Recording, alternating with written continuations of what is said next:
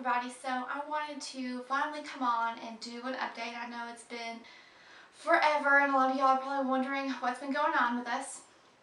Well, shortly after the last pregnancy vlog that I made, when I was 18 weeks, when I went in for my 18-week pregnancy doctor's appointment, they said that my blood pressure was slightly elevated, so they wanted to keep a watch on it.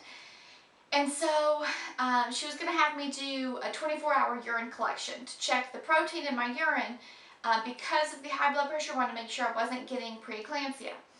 So I take all the stuff home, and I was going to do it because that was the week of July 4th. And so that Sunday, I was going to do the urine collection and take it to them that Monday.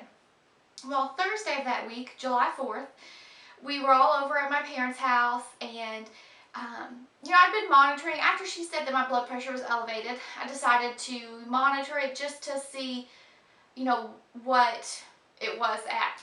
And it just kept going up, kept going up. It usually, when I would be in her office, it would be in the 140s, maybe 150, but not like crazy high.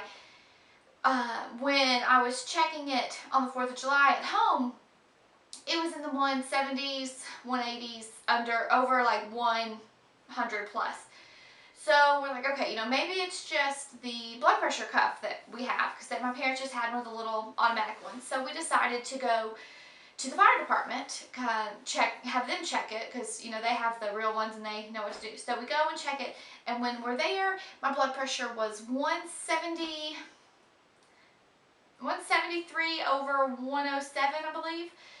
So they said, you need to go to the emergency room. It's way too high, especially being pregnant with triplets. So I went home, went and changed, and then I went to the emergency room. And when I got to the emergency room, and this whole time I felt fine. I never had headaches, never had any of the symptoms that would go along with having such high blood pressure. Didn't feel dizzy, faint, nothing at all. So we get to the ER, and my blood pressure is 186 over 116. So crazy high. It's supposed to be 120 over 80. So way above where it should be. So they admit me straight to the hospital, and because I was only 18 and a half weeks, they didn't send me to labor and delivery. They sent me to just the surgical floor, and that's where I was. I don't know if they just didn't have any openings, because I know they said typically if you're under 20 weeks, I think it's 20 weeks, then they don't just admit you to labor and delivery. I don't know why, but whatever. So I go to the surgical floor, and I have the room there, and they check me out. And so it was 10:30 at night on 4th of July when I got admitted. So they're like, the doctor's going to come in tomorrow and all that. They started a urine collection. They did a 12-hour urine collection. And when you're pregnant, 300 is the most, because you do have more protein in your urine when you're pregnant, but still shouldn't go over 300. And so mine would have been higher than that. I can't remember the exacts of all the times, but it was higher than that. I think 1,000, it was in the thousands. So they, were going to monitor me. They put me on blood pressure medicine 3 times a day and other medicines to try and, get everything back to normal. So the doctor came in the next day, and, she checked me out. The specialist came, and, they said, it looks like you're getting preeclampsia. Of course, it's so early. I'm 18 and a half weeks at this point, so the babies can't be born until 24 weeks to really give them any kind of chance. So we were waiting, and kind of just had to play it by ear and see what would happen. And the levels, like my blood pressure, we got it stabilized, it came down, but the urine, the protein in my urine just kept going up, kept getting higher, because they would check it every other day, and it just would go up and up and up. So finally, because they had told me, you're going to be in the hospital until you deliver. They were trying their best to put it off as long as they could, but I'm going to be in the hospital. So of course, we've come just on a whim on the 4th of July. So I didn't have a backpack. I didn't even have a hospital backpack because it was way too early. Didn't have anything. So I was scrounging around trying to get people to go and get me certain clothes. And so it was a total mess. But we were in the hospital, and after I'd been there for about a week, that next Wednesday, they came in and said that the protein levels in my urine were at 6,200. Now they're not supposed to be over 300. and mine were 6,200. So they're like, it's way too high. We have to do something because your kidneys are shutting down. And even though my blood pressure had stabilized out some, it was still elevated, and they didn't want me to be at risk for a seizure and all of the other things that can go wrong, because they said I had developed severe preeclampsia, which the specialist, my doctor, none of them had ever seen someone develop severe preeclampsia so fast, so early in the pregnancy, because I was, at this point, 19 weeks. And so they were, or this was the Thursday, so I'd been in the hospital for a full week, and my doctor came in and she's like, I wish there was something we could do, but there really is nothing left that we can try. Like, everything has been done that can be done, and you still have another 5-6 weeks at minimum to go, and we're just not going to be able to make it last that long, because there's nothing they can do to lower the protein levels in your urine, in your kidney, because it's just your kidney function. So there was nothing they could do to help it besides deliver.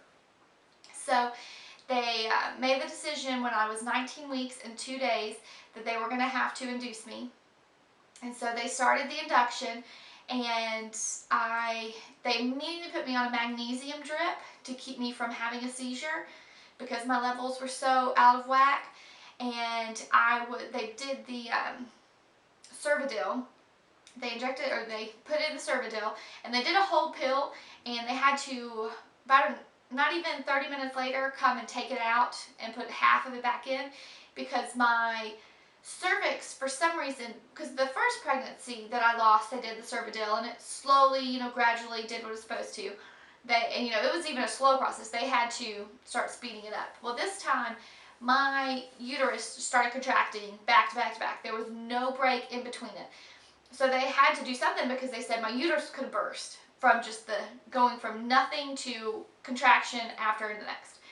And so they took it out, and so then they kind of went to about 5 minutes apart. And so then, and because of the magnesium, a lot of that time was really faded in, faded out. I don't remember all of it, because it made me really drowsy. I couldn't keep my eyes open and couldn't stay awake. So about 25 hours after they started doing all of the induction process, I did deliver. I'm not sure, I never was told exactly how far I dilated. I know the first time, my first pregnancy, I dilated to about 3 centimeters when I delivered her, and these babies were all bigger, so I know I had to have been at least 4 or 5 centimeters dilated, but I'm not sure exactly how dilated I was. And so they delivered all between 4:23 and 4:47, and I got to hold it, because the ultrasound that we had done the morning of, when they decided they had to induce me, all 3 babies had healthy heartbeats. They were all doing good. At some point during the induction, because it did last about 24 hours, of contractions before I finally delivered, they all 3 had passed away. None of them were born breathing. So, but I delivered them all. My aunt, who's a NICU nurse, she went and, put clothes on them, cleaned them up, did the handprints and the footprints, and wrapped them all in a blanket. And so my husband and I, we got to hold them, and the whole family, got to come in and see them and hold them.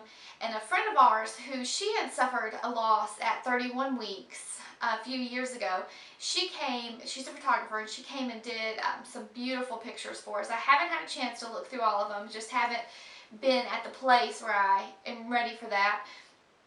But she came, obviously not during the delivery, but after they were all delivered, she came and took pictures of them and all of us holding them. And so it's a great memento. I'm really glad that we got to have those pictures and to have that memento saved. Sorry, my camera cut off there. We did get the pictures, and the whole family got to come in and spend the time with them. All of the medicine had made me so drowsy that I was not able to hold them very much, because they had them laying on a pillow on my stomach, and I was so tired my arms couldn't hold the babies. And they only weighed, they less than a pound each. So half a pound, less than half a pound. So they were tiny, but I was so exhausted that I couldn't even hold them up. So we did get the time, that we spent with them. And then I was in the hospital for another 2 days after that because my blood pressure was still so elevated.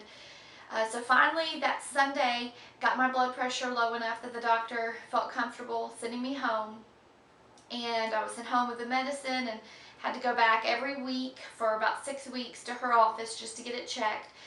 And they told me, I could have high blood pressure for the rest of my life because of everything that happened. Luckily, it has gone back down to normal, so I don't have, that to worry about forever. But yeah, so that's pretty much to sum up all of the pregnancy. The specialist did tell me I don't need to get pregnant again, that my body obviously cannot handle it. My OB, she wasn't quite as harsh. She did tell me that I should at least wait a year or so before I tried to get pregnant. And we use fertility treatments to get pregnant the first 2 times. So my husband and I have talked, we will not do that again. We may just, if it happens, it happens.